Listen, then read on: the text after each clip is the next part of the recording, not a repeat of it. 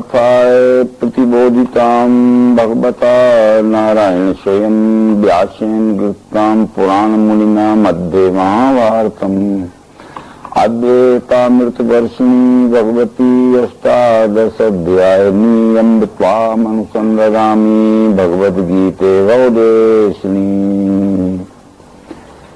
नारायण स्वरूप सदगुरु को नमन करके श्रीमद् भगवद गीता के अर्जुन विषाद योग नाम के पहले अध्याय को प्रारंभ कर रहे हैं।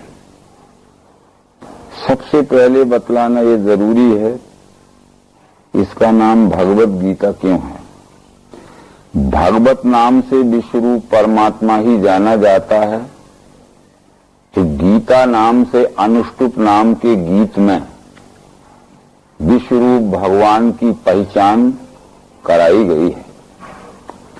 गीता अनेक हैं और भगवद गीता आज सार्वदेशिक, सार्वकालिक और सार्वजनिक खंडन मंडल रहित पृथ्वी मात्र के मनुष्यों के लिए एक सरीखा ही, एक ही सिद्धांत का बोध कराने वाला दर्शन योग है।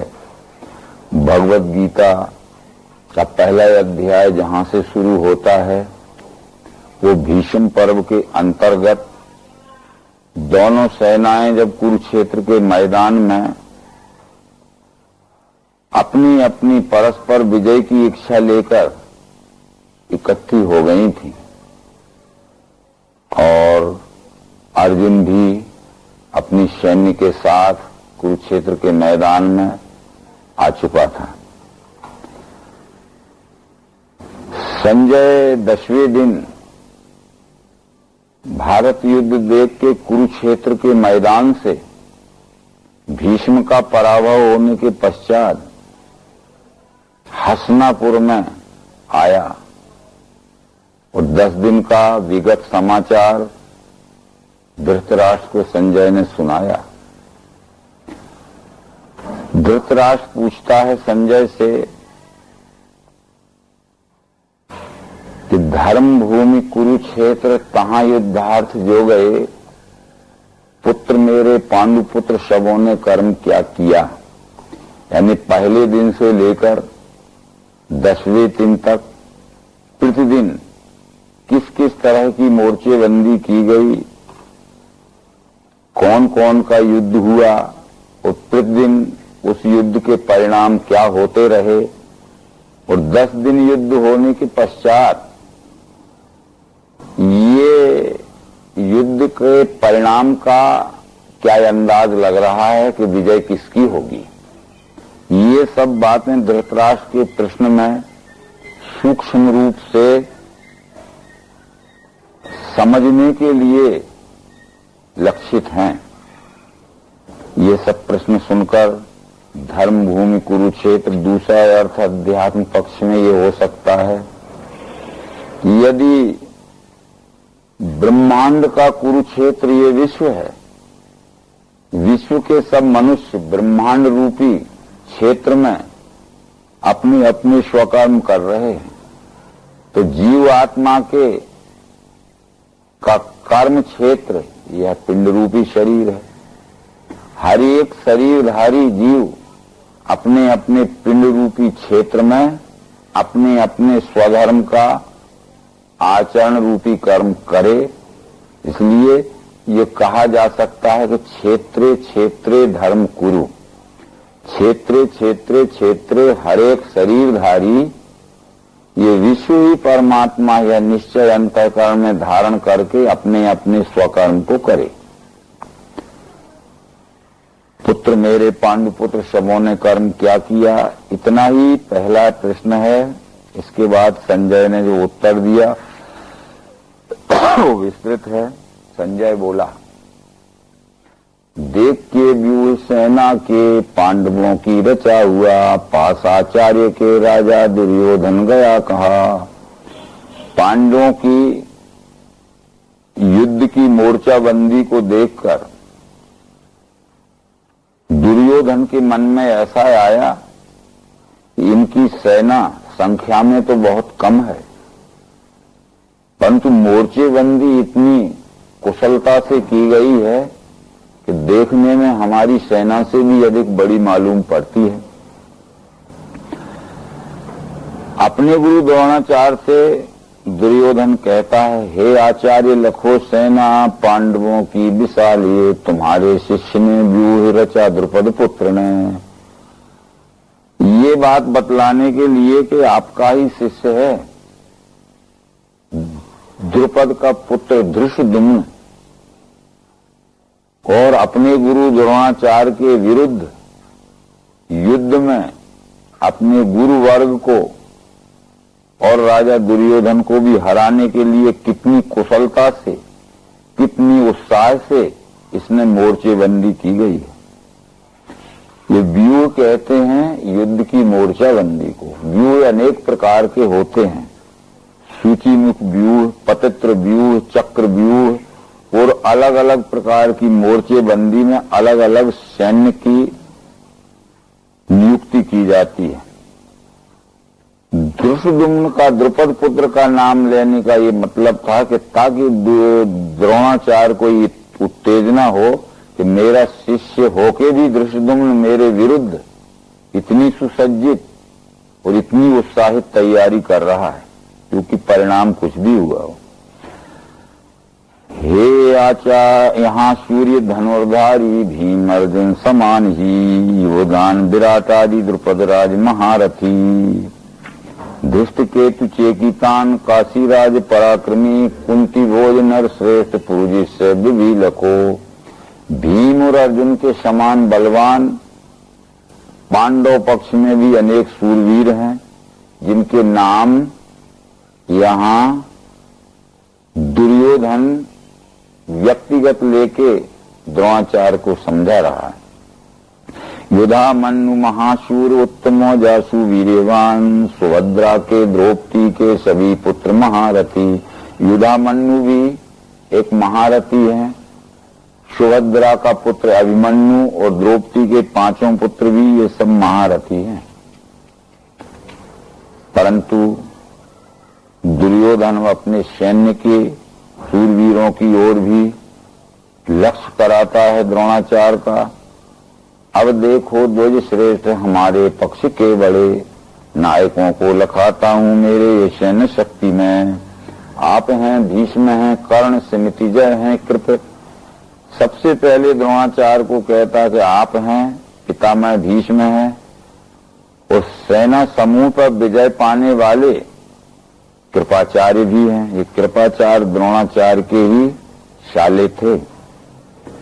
अश्वत्थामा ये द्रोणाचार्य के पुत्र हैं। भूरिश्रवा विकर्ण ये दुर्योधन का भाई है। और भी हैं बहुत सूर, प्राण मेरे लिए तजें, और भी बहुत से सूरवीर हैं जो मुझे युद्ध में विजय दिलाने के लिए अपने प्राणों की परवाह भी न करके यहां आए हुए हैं। जिसे भीष्म नेता, ये मेरी सेना विशाल है, पांडवों की अल्प सेना अगुआ भीम है बना। अब यहाँ ये है, पहले कहा था कि हे आचार्य लखो सेना पांडवों की विशाल है। यद्यपि संख्या में पांडव सेना 7 अक्षोणी थी, पर व्यूह रचना की दृष्टि से कौरव सेना से बहुत बड़ी दिख रही थी। परंतु अभी यहाँ कह रहा है कि पांडवों की अल्प सेना अगुआ भीम है बना। पांडवों की सेना संख्या में छोटी है और ये भीमसेन जिसका अगुआ बना हुआ है। तो यहाँ युद्ध संचालक महारथी मोर्चे पर अर्जुन था और व्यवस्था संचालक महारथी अर्जुन था और व्यूह रचना संचालक महारथी धृष्टद्युम्न था। ये अलग अलग बंटवारे थे। व्यूह रचना की जिम्मेदारी धृष्टद्युम्न के ऊपर थी, व्यवस्था संचालन व्यवस्था भीमसेन के जिम्मे थी और युद्ध पर प्रधान सेनापति के युद्ध पे लड़ने का युद्ध संचालक महारथी अर्जुन था। अब ये सेनानी जावे निसंकेत स्थान में, जो महारथी लोग हैं यहाँ इकट्ठे हैं। जिस मोर्चे पर जिसकी नियुक्ति पूर्व में कर दी गई है, अपने अपने मोर्चे पे चले जावें। परंतु आप, द्रोणाचार्य को दुर्योधन कहता है, आप सब प्रकार से भीष्म की सुरक्षा के लिए उनके पास ही रहें। आनंदर्थ स्वराजा के कुरुवृद्ध प्रतापवान भीष्म ने शंख को फूका, जोर से सिंहनाद दे। तत्काल शंख भैर आदि रणवाद्य बजे, तहां एक ही काल में तिसका प्रचंड ध्वनि छा गया। सबसे पहले कौरव सेना के युद्ध संचालक महारथी पितामह भीष्म ने दहाड़ती हुई आवाज में शंख फूका। उसके पश्चात कौरव पक्ष के अन्य भी महारथियों ने अपने अपने युद्ध सूचक विभिन्न प्रकार के वो वाजे बजाए, मृदंग, भेरी आदि। पश्चात श्वेत अश्वों के रथ में बैठ के बड़े दिव्य शंख बजाने को लगे माधव पांडव। इसके पश्चात जिसके रथ में सफेद रंग के घोड़े जुटे हुए थे, जिसमें के आगे श्री कृष्ण और रथ के पिछले भाग में अर्जुन बैठा था, दिव्य शंख बजाने को लगे माधव पांडव। श्री कृष्ण ने पांचजन्य नाम का शंख बजाया, पार्थ ने देवदत्त नाम का शंख बजाया। उसके बाद भी नकुल, सहदेव, भीम और युधिष्ठिर ने भी अपने अपने हम तैयार हैं इस तरह अपने युद्ध की तैयारी के सूचक शंख बजाए। यहां एक प्रश्न आता है कि जब कौरव सेना के युद्ध संचालक महारथी भीष्म हैं और पांडव सेना का युद्ध संचालक महारथी अर्जुन है, तो जब कौरव सेना के युद्ध संचालक महारथी भीष्म ने शंख को बजाया तो उसके प्रति उत्तर में पांडव सेना के युद्ध संचालक महारथी अर्जुन को ही शंख बजाना था, परंतु अर्जुन शंख नहीं बजा रहा है, कृष्ण उसके जवाब में शंख बजा रहे हैं। कृष्ण ने अंतिम संकेत ये करना चाहा था भीष्म को कि दुर्योधन को जिताने की जिम्मेदारी पूरी आपने ले रखी है, इसलिए आप दुर्योधन की ओर से दहाड़ता हुआ शंख फूंक रहे हो, परंतु आपके शंख के प्रति उत्तर में जो जवाब में शंख बजा रहा है वो पांडवों को जिताने की जिम्मेदारी ये शंख बजाने वाले की है। इसलिए अर्जुन नहीं लड़ रहा है, शंख बजाने वाला लड़ रहा है। यानी कृष्ण ये कहना चाहते हैं शंख की आवाज में कि मैं लड़ रहा हूं।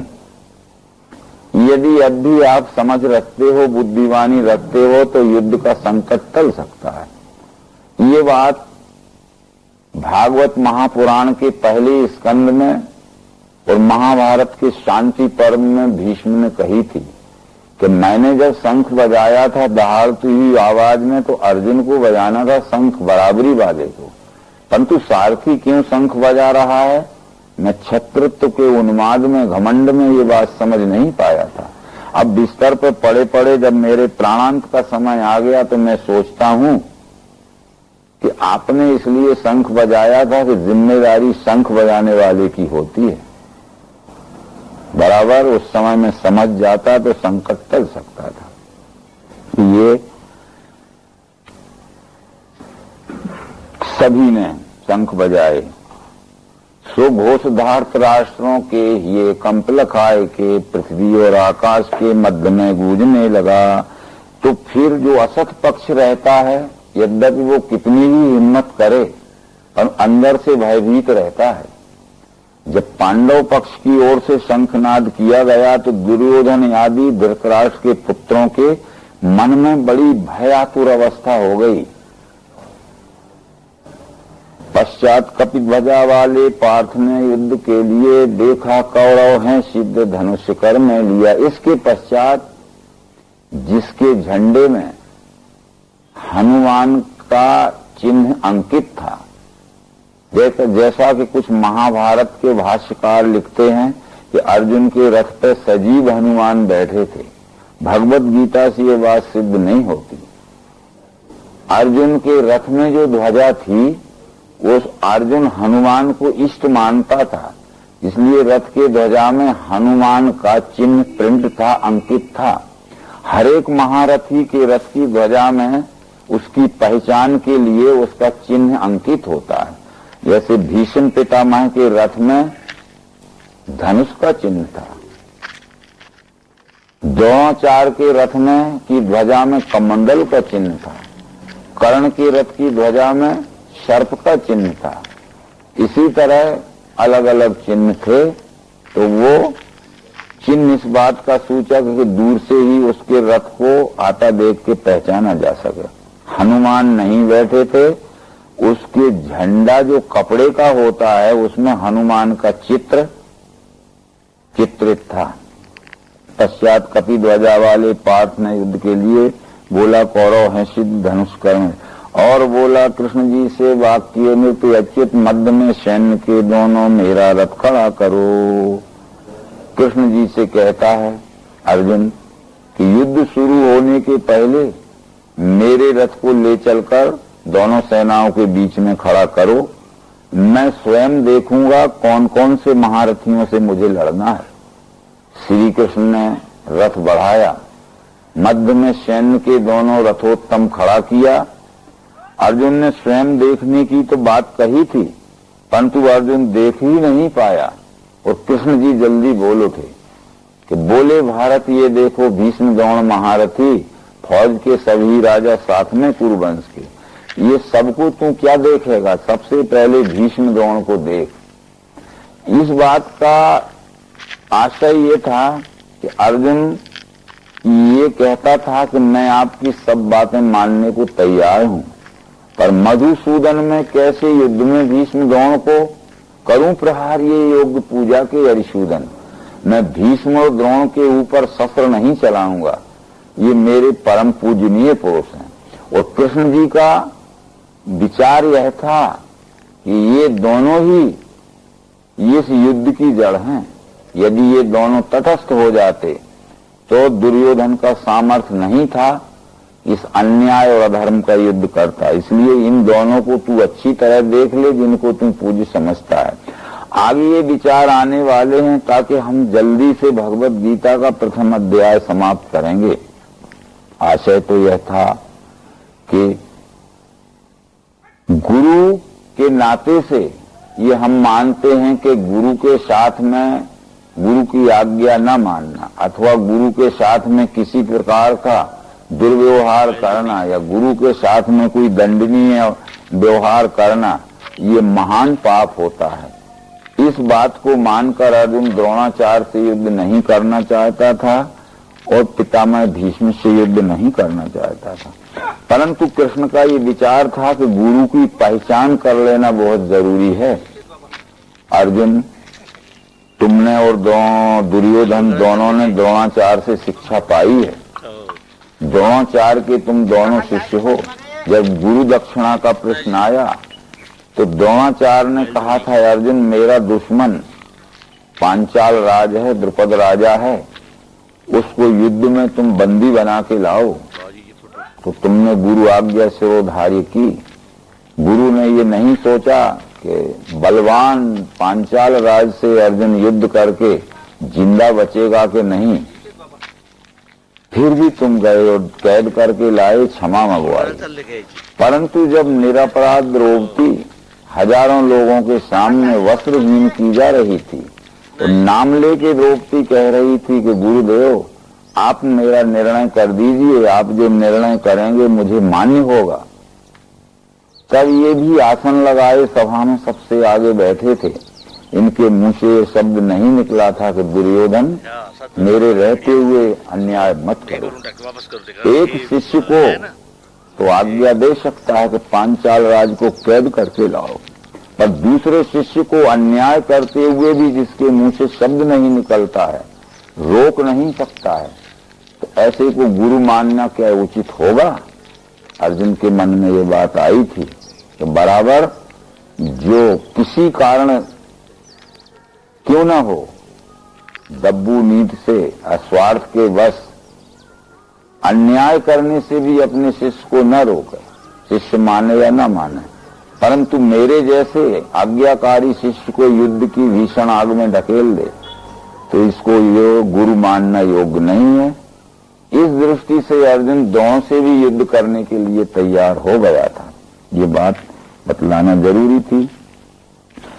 तो दोनों को बतलाया था, क्योंकि वो दोनों से युद्ध नहीं करना चाहता था, बाकी सब मानने के लिए तैयार था। इसके बाद उदास मन से स्वजनों को लखा कृष्ण युद्ध इच्छा से खड़े यहां।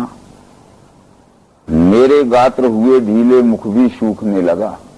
जब अर्जुन ने दूसरी तरफ नजर घुमाई तो अभिमन्यु भी थे, द्रौपदी के 5 पुत्र थे, नकुल सहदेव थे, युधिष्ठिर भीम थे, तो उसको अपने ही भाई, अपने ही पुत्र आदि दिखे। तो अर्जुन के मन में ये विचार आया, कोई भी व्यक्ति सदैव ये सोचता है यदि हमारी उम्र कम है तो जो भी हम ऐश्वर्य या संपत्ति इकट्ठी करते हैं, हमारे न रहने के पश्चात हमारी संतान इसका सुख भोगती है, तो हमारी उम्र तो कम बची है। हम युद्ध करके जो राज्य जीतेंगे तो हमारे न रहने के बाद हमारे पुत्र अभिमन्यु या द्रौपदी आदि के पुत्र उस राज्य का सुख भोगेंगे। परंतु ये द्रौपदी के पुत्र और अभिमन्यु आदि यहाँ युद्ध में आए हैं, ये हमारे से पहले मारे गए और हम युद्ध में जीत भी गए और राज्य भी प्राप्त कर लिया, तो राज्य का सुख कौन भोगेगा। इसलिए वध से बंधु वर्गों के शौक की आशा व्यर्थ माधव, और वध से आत्ताइन के लगेगा पाप ही हमें। जिनके हेतु है इच्छा राज्य भोग सुख आदि की, वे यहाँ युद्ध में आए छोड़ के राज संपदा। ये विचार अर्जुन के मन में घूमने लगे और फिर यहां ठहरा नहीं जाता, मन में भ्रम छा गया। क्या अर्जुन ने अभी तक युद्ध नहीं किए थे? इसके पहले बहुत बड़े बड़े युद्ध किए थे। वनवास के समय में जब भीष्म ने, द्रोण ने और कर्ण ने विराट राज के ऊपर आक्रमण किया था, उस वक्त भी ये वैनला के रूप में था। उत्तर कुमार घबरा गया था और ये भागना चाहता था, तो अर्जुन ने कहा कि भाग भी जाएंगे हम, ये सारथी बन के गया था, तो ये पीछा करके पकड़ेंगे और जान से मार देंगे।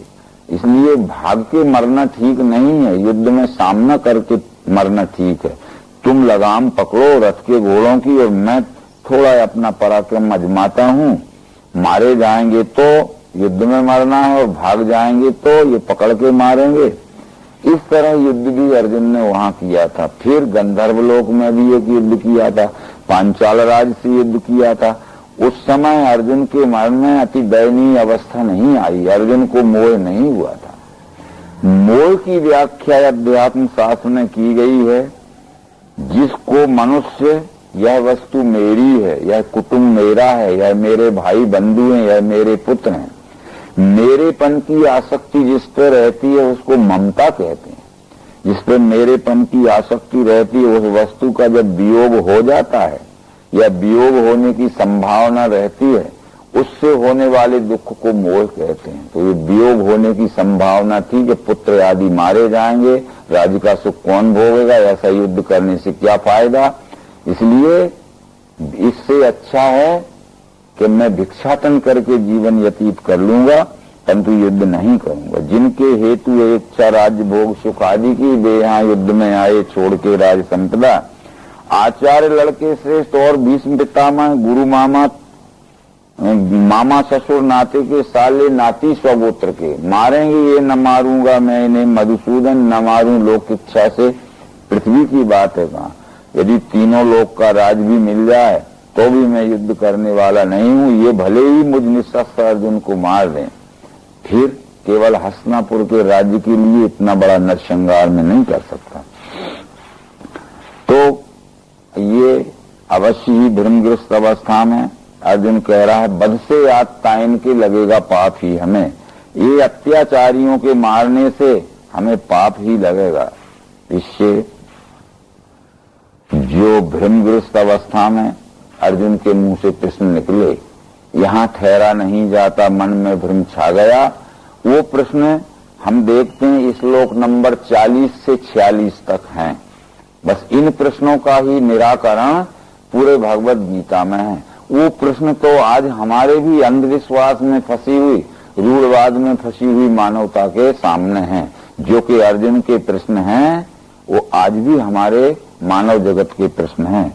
अर्जुन 40वें श्लोक में क्या कहता है? कुल के नाश से डूबे कुल धर्म सनातन, धर्म का लोप होने से गया कुल अधर्म में, अधर्म स्थिर होने से होवे भ्रष्ट कुल स्त्रियां, तिनके दुष्ट कर्मों से होता है वर्ण संकर, शंकर उत्पत्ति से जावे कुलग्न कुल नरक में, गिरेंगे पुरखा उनके जलपिंड क्रिया बिना, दोषों से ये कुलग्नों के वर्ण संकर कारक मिटेंगे जाति के धर्म कुल धर्म सनातन, कुल धर्म मिटाने वाले मनुष्यों को जनार्दन नरक की प्राप्ति होती है। सुना है हमने यही, कृष्ण वही महापाप करने हम सिद्ध हैं, राज्य शौक वशी आया स्वजनों के बधार। अब ये इन अर्जुन के भ्रमग्रस्त विचारों को ही आज मानव जगत के बड़े बड़े परोक्ष ज्ञानी, शब्द ज्ञानी, विद्वान भगवत गीता का सिद्धांत मानकर मानव समाज में उन विचारों के संस्कार डालते रहते हैं और मानव समाज उन भ्रमग्रस्त संस्कारों से आज भी खूब सुख दुख के झोल में पड़ी हुई है। अब विचार से देखा जाए कि ये जाति के धर्म और कुल धर्म सनातन धर्म नहीं, अनेक धर्म शताब्दियों में, अर्ध शताब्दियों में बनते मिटते रहते हैं। हमने अभी अभी देखा इसी दशाब्दी या अर्ध शताब्दी में कितने धर्म इस मानव जगत में हो गए। किसी के नाम यद्यपि नहीं लेना चाहिए, परंतु महेश योगी का एक भावातीत धर्म हो गया, रजनीश का एक सेक्स का धर्म हो गया, तो सतपाल महाराज का अलग धर्म है, तो चिन्मय मिशन का अलग धर्म है, तो जय गुरुदेव नाम परमात्मा का उनका अलग धर्म है। हजारों धर्म बन गए, परंतु ये जब विश्वरूप परमात्मा एक है तो एक परमात्मा ने धारण किया हुआ धर्म ही एक हो सकता है। जैसे ये मानव शरीर में रहने वाला जीव आत्मा एक है, तो एक ही जीव आत्मा का एक शरीर में रहने वाला धर्म एक ही होगा, दो तीन धर्म नहीं हो सकते। परंतु विश्व ने धारण किया हुआ धर्म, विश्व की मानवता विश्व धर्म को न समझने के कारण अपने अपने स्वमत की मानिंदी में अनेक प्रकार के मत पंथों को धर्म मानने लगी और इन्हीं विचारों के उत्तर भगवत गीता के अलग अलग अध्यायों में अलग अलग प्रकार से दिए गए हैं, जिनका के आगे स्पष्टीकरण आएगा। तात्पर्य है क्षमावान शस्त्र त्यागी में सशस्त्र धातराष्ट्र, ये मुझको रण में मारे तो भी कल्याण श्रेष्ठ है। रण में पार्थ ने ऐसा कह के शस्त्र हाथ से रख के रथ में बैठा शोक पूरित चित्त हो। इस तरह श्री कृष्ण जी से अर्जुन ने कह कि मैं युद्ध नहीं करूंगा, और हाथ में जो धनुष बाण पकड़ा था वो छोड़ के रथ के पिछले भाग में बैठ गया और कृष्ण जी से यह कह दिया कि मैं युद्ध नहीं कर सकता। बस अब वो विचार जो करेंगे, यद्यपि इनका कई बार अपन स्पष्टीकरण कर चुके हैं। वर्ण संकर शब्द आया, अधर्म स्थिर होने से होवे भ्रष्ट कुल स्त्रियां। अधर्म क्या है कि मैं जो युद्ध कर रहा हूं इसमें जो नरसंहार होगा ये मेरे हाथों से अधर्म होगा, ये मेरे हाथों से कृष्ण वही महापाप करने हम सिद्ध हैं, वो बहुत बड़ा महापाप होगा। जब इस तरह का अधर्म होगा नरसंहार का, तो असंख्य स्त्रियां विधवा हो जाएंगी। असंख्य स्त्रियां जब विधवा होंगी तो उसमें से कुछ ऐसी स्त्रियां होंगी जो अपना सदाचार युक्त नैतिक जीवन नहीं बिताएंगी, उनको दूसरी गृहस्थी बनाना पड़ेगी।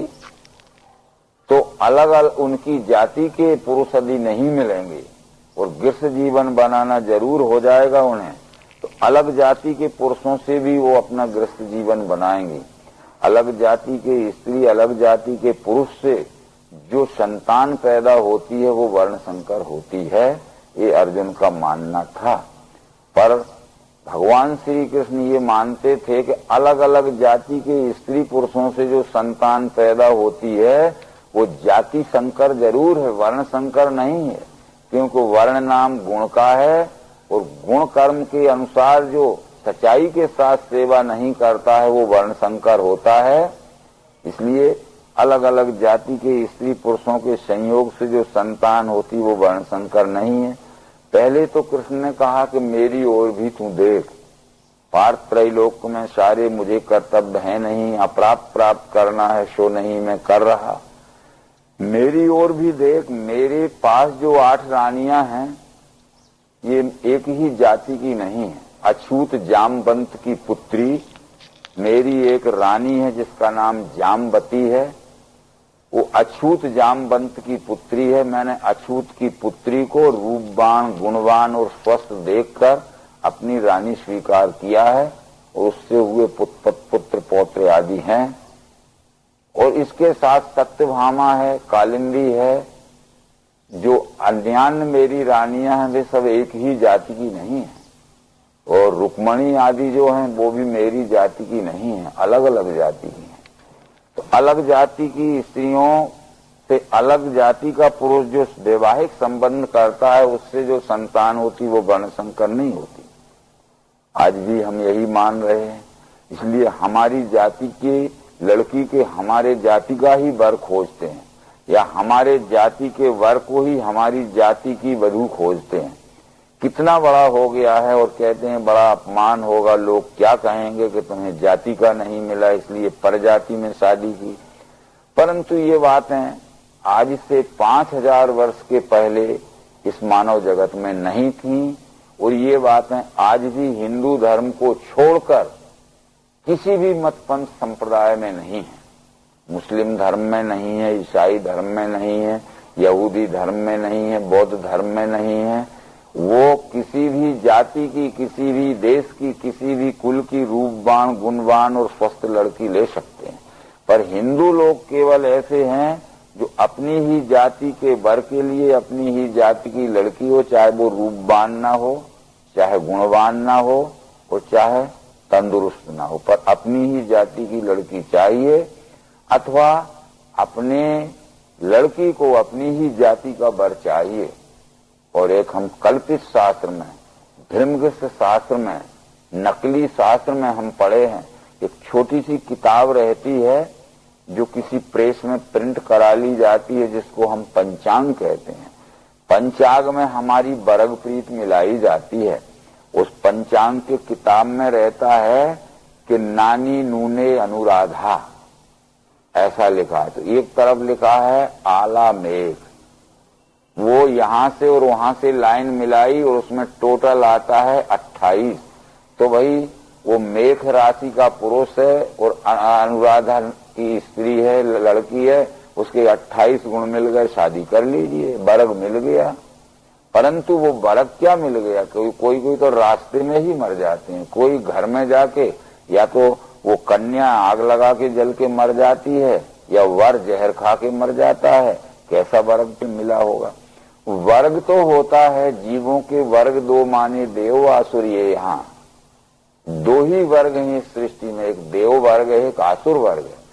देव वर्ग के वर से देव वर्ग की कन्या मिलाना चाहिए, जो कि हिंदू में ही नहीं होती, आर्य में ही नहीं होती। यदि सदाचार सत्गुण संपन्न लड़की किसी भी देश के किसी भी जाति की हो, सत्गुण संपन्न और सदाचारी लड़के से उसकी शादी करा देना, वर्ग की प्रीति हो जाएगी। यदि वर्ग नहीं मिला तो प्रीति नहीं होगी। देवी संपत्ति से देवी संपत्तिवान लड़की, आसुरी संपत्तिवान से आसुरी संपत्तिवान का मेल बैठ सकता। ये वर्ग प्रीत जो मिलाई गई थी, आज हम 36 गुण मिलाते हैं, सबको मालूम है। ये 36 गुण क्या है हमें पता ही नहीं है, परंतु भगवत गीता कहती है कि 36 गुण ये देवासुर संपद के मिलान में आते हैं। 36 गुण में आते हैं भगवत गीता के 13 अध्याय में। पंचभूत अहंकार बुद्धि चित्त 10 इंद्रियां, मनोर इंद्रियों के 5 विषय भी गिनो, ये हुए 24। इच्छा द्वेष शौक पीड़ा देह चैतन्य धैर्य, ये हुए 7। 31 और प्राणापान समान बयान उदान, ये 31 में 5 और जोड़े तो कितने हो गए 36। ये 36 में से अगर 18 मिल जाते हैं, अथवा 18 1/3 मिल जाते हैं, उससे भी कम मिल जाते हैं, तो समझ लीजिए कि वर्ग प्रीत मिल जाएगी। उसका मतलब है ज्ञान इंद्रियों का मिलान होना चाहिए। कान हमारी एक ज्ञान इंद्रिय उदाहरण स्वरूप हम कहते हैं। यदि कान बधू को भी है, वर को भी है, पर बधू बहरी है और लड़का सुनने वाला है, तो वो ज्ञान इंद्रिय कान नहीं मिला। यदि आंख का मिलान करना है तो लड़की को आंख भी रहती है, वर को भी आंख रहती, पर उसको धुंधला दिखता है, आंख में ठीक नहीं दिखता है, तो नेत्र ज्ञान इंद्रिय का मिलान नहीं हुआ।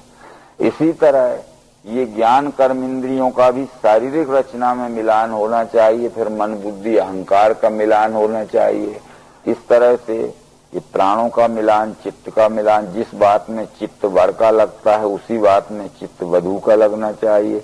वो तो पिकनिक करना चाहता है, हनीमून मनाना चाहती है, परंतु वो घर में एक साधु का सत्संग करना चाहता है, तो वो यही कहेगी कि तुम्हारे साथ दिन रात में यही परेशानी है कि कुछ आनंद मौज के लिए जो शादी करते हैं वो दिखते ही नहीं है। ज्ञान की बात आशय यह है कि ये जो वर्ग प्रीत मिलाना होती थी वो वैदिक दृष्टि से वो अलग थी। वेद में 8 प्रकार की शादियां कही गई हैं जो त्रिगुणात्मक हैं। ब्राह्मो देवस तथा आर्षा प्रजापात्य तथा सुरा गांधर्वो राक्षसचैव पैचश्चाशाष्टमोदमा। ब्रह्मदेव आर्ष ये 3 सत्वगुणी शादी हैं, परंतु प्रजापात्य गंधर्व आदि ये रजोगुणी शादी हैं। पिशाच असुर और राक्षस ये तमोगुणी शादियां हैं। इनमें से केवल राक्षसी शादियां रह गई हैं इस समय। ये ब्रह्म और आर्ष आदि शादियां, गंधर्व आदि शादियां नहीं है। यानी वैदिक काल की शादियों को आज भी हम नहीं मान रहे। तो ये वर्ण संकर का जो अंधविश्वास अर्जुन मान रहा था सुने हुए के आधार पर, वो अंधविश्वास आज भी हमारे मानव समाज में है। जबकि मनु स्मृति आदि में ये लिखा है, श्रद्धा न शुभाम विद्या माद्वी तावरादपि अंत्यजपि परम धर्मम स्त्री रत्नम दुष्कुलादपि।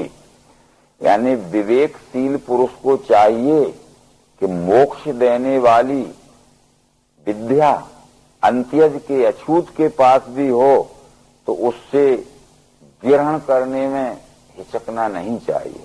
रूपवान, गुणवान और स्वस्थ लड़की यदि अछूत के पास भी हो तो विवेकी पुरुष को चाहिए कि उसको अवश्य ले ले। या हमारे ऋषि मुनियों ने इस तरह की सब शादियां की थीं, उसका इतिहास पुराणों में भरा हुआ है, जिसको चाहे वो देख ले। इसी तरह से गिरेंगे पुरखा उनके जलपिंड क्रिया बिना। अर्जुन ये समझ रहा था कि जब अलग अलग जाति के स्त्री पुरुषों से जो संतान होगी तो वो संतान पतित या अछूत होगी, समाज से बहिष्कृत होगी, समाज में स्थान पाने लायक नहीं रहेगी। ब्राह्मण विधवा से यदि शूद्र का संयोग होके जो संतान होगी तो अछूत संतान होगी, तो उनके पूर्वज मर के जो स्वर्ग में पुरखे बन के बैठे हैं, तो अछूत का पानी जब पितृपक्ष में पहुंचाया जाएगा पुरखों के पास तो वो ग्रहण नहीं करेंगे। यानी प्यास से तड़पते हुए पतंती पितरो हे श्याम लुप्त पिंडोदकिया। वो आकाश से प्यासे तड़पते हुए पुरखे पृथ्वी पे गिर के लोटपोट हो जाएंगे और ये श्राद्ध तर्पण की पिंडदान की क्रिया लुप्त हो जाएगी, जैसा कि हम मानते हैं। तो बराबर ये भी वेद ने नहीं माना है। वो कहते हैं पिंडदान तो करना ही है वेद में, पर ये जीवित पिंडदान करना है विश्व की सेवा में कि मरने के बाद पिंडदान होगा। अरे ये जीवित पिंड को ये विश्व रूप की सेवा में समर्पित कर दीजिए। यथोचक्ति यथो सेवा, इस पिंड से करिए सेवा में, अपने पिंड को समर्पित भाव से लगा दीजिए। हम मरते में पिंडदान करते हैं।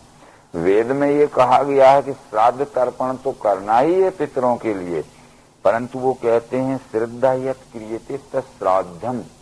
हमारे श्रेष्ठ पुरखों की जो श्रद्धा पूर्वक हम सेवा करते हैं उसे श्राद्ध कहते हैं। पर वो श्रेष्ठ पुरुषों की जीवित अवस्था में ही श्रद्धा पूर्वक सेवा हो सकती। यदि वो मर गए, माता पिता आ जाए आदि, तो मरने के बाद क्या श्रद्धा से सेवा करेंगे। तृप्तियंति तर्पंति येन पितरं तत्तर्पणम। हमारे श्रेष्ठ पुरुषों को, बुजुर्गों को, माता पिता आजा आदि को जो हम तृप्ति पहुंचाने वाले कर्म करते हैं उसको तर्पण कहते हैं। तो जीवित में ही हम उन्हें तृप्त कर सकते हैं, जीवित में भी हम उन्हें श्रद्धा पूर्वक सुख पहुंचा सकते हैं। इसलिए ये पिंडदान, श्राद्ध तर्पण जीवित में ही हो सकता है अपने आदरणीय पुरुषों का। अब हमने उल्टा ये कर लिया कि मरने के बाद हम पिंडदान या श्राद्ध तर्पण करते हैं, तो ये बात सब गलत हो गई। ये सब बातें उपनिषदों में लिखी हैं, जिसका वर्णन आगे आपको पढ़ने को मिलेगा।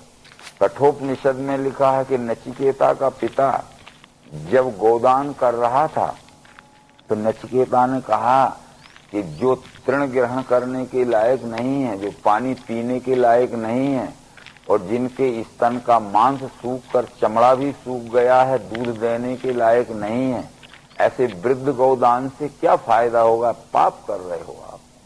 तो पिता ने कहा था तुझे मौत ले जाए तो अच्छा है। उसका मतलब ये 4 पांव के जानवर को दान नहीं कर रहा था।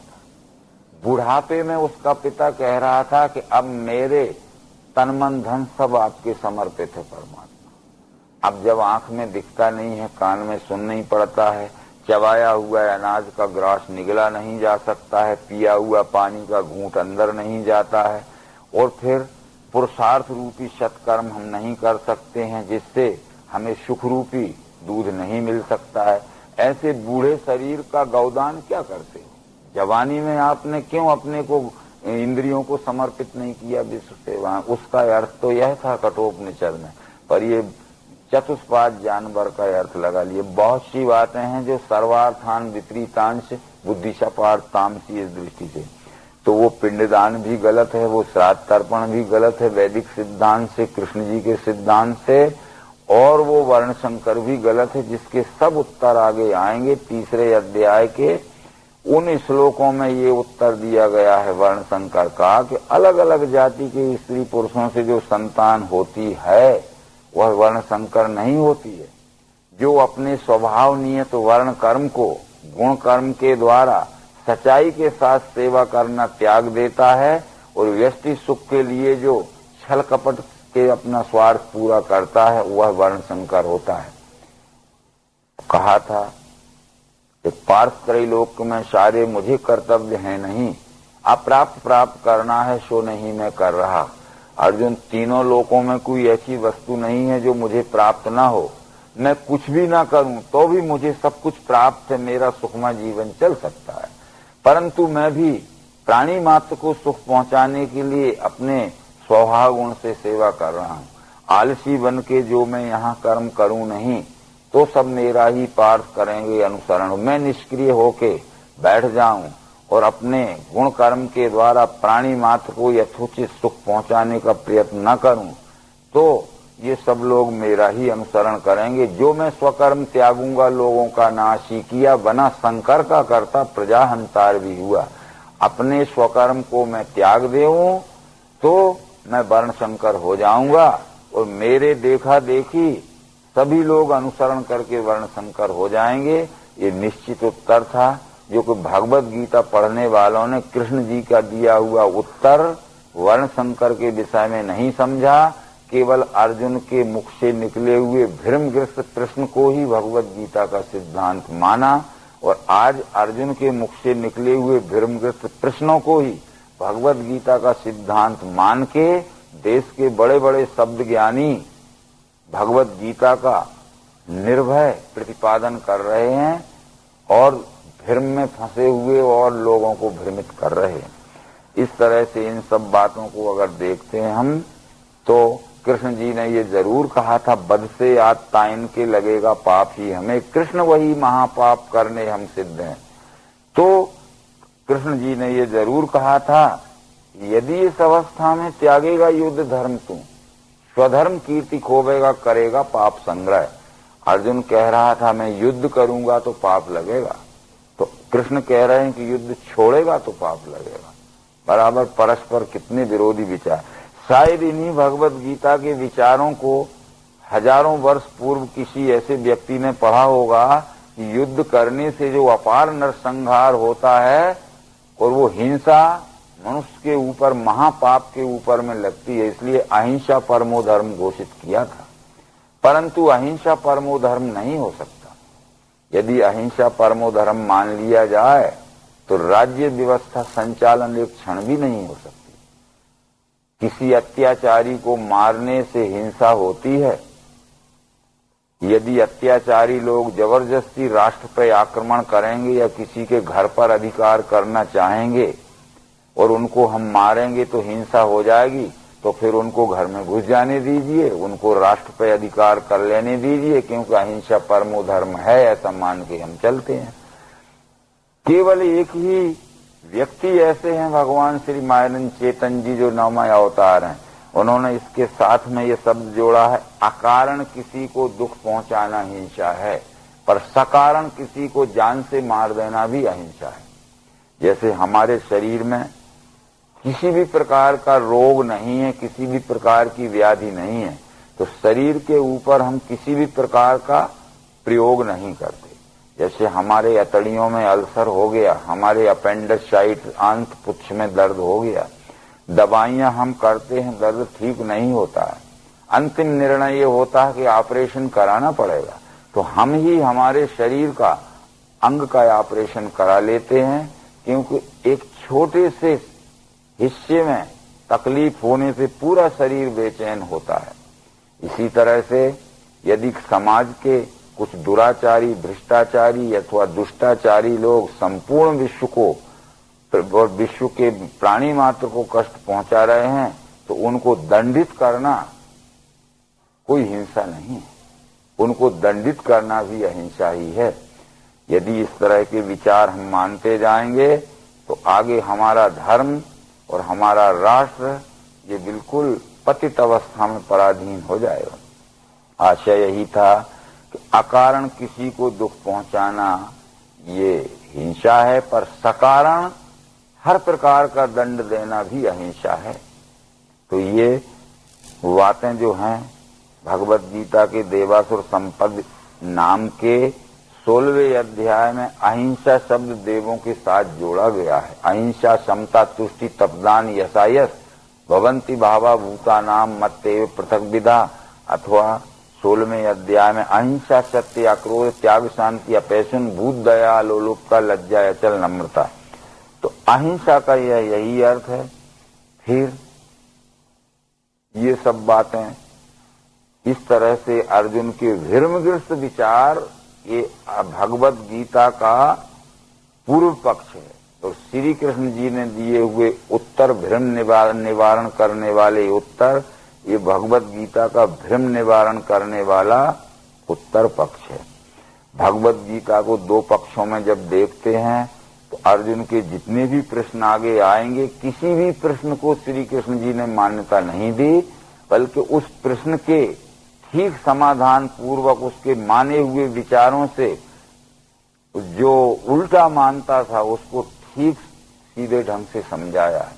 केवल एक ही प्रश्न ऐसा आया था भगवत गीता में जो अर्जुन ने कहा था कि ये मन चंचल है, कृष्ण अन्यायी दृढ़ शक्ति का असाध्य रोकना इसका दीख है वायुषा मुझे, कि मन चंचल है, अन्यायी है और बलवान है, इस मन का रोकना असाध्य है। तो कृष्ण जी ने कहा था कि ये फिरता रहे नहीं बैठे मन, ये पाठ सत्य है। किसी भी प्रश्न को और श्री कृष्ण ने ये नहीं कहा कि तेरा ये कहना सत्य, केवल एक प्रश्न में कहा। परंतु ये मन का रोकना असाध्य नहीं है, मन का रोकना कष्ट साध्य जरूर है? अभ्यास और वैराग इनसे कौन से ये रुके। अभ्यास करते जाओ, धीरे धीरे भ्रमग्रस्त मानिंदियां छोड़ते जाओ, अपना अभ्यास बढ़ाते जाओ आत्मज्ञान के निश्चय का, और मन में जो भ्रमग्रसित मानिंदियां हैं उनको धीरे धीरे छोड़ते जाओ। धैर्य संयुक्त बुद्धि से क्रमशः वासना तजे, मन को आत्मा में जोड़े, न करे ध्यान अन्य का। जहां जहां दौड़ जावे मन चंचल सिर, वहां वहां जोड़ देना, आत्मा में वश यूं करें। तो ये सब बातें बतलाते हुए ये हम भगवत गीता के 40वें श्लोक से 46वें श्लोक तक पहले अध्याय में जो अर्जुन के मुख्य प्रश्न हैं, इनको सिद्धांत न माने, ये भ्रमग्रस्त पूर्व पक्ष है। अब यहां ये अर्जुन विषाद योग नामक भगवत गीता का पहला अध्याय